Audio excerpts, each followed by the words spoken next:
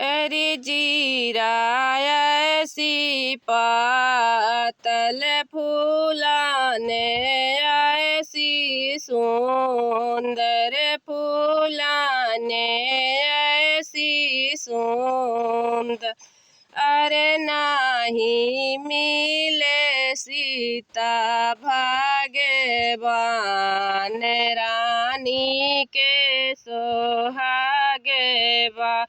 अरे नाही मिले सीता भाग्यवान रानी के सोहागे बा।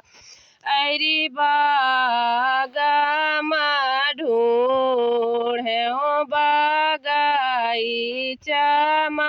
ढूंढे। अरे नाही मिले सीता भाग्यवान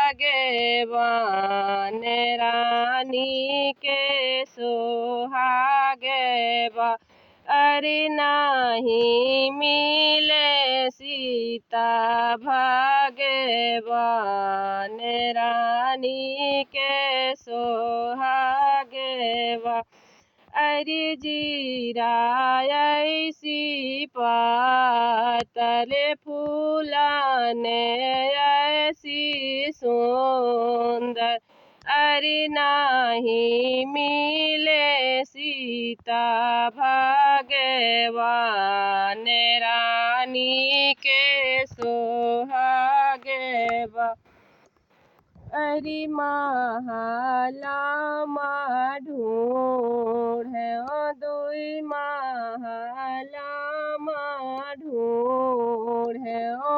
अरे नहीं मिले सीता भाग्यवान रानी के सोहागे बा। अरे नहीं मिले सीता भाग्यवान रानी के सोहा।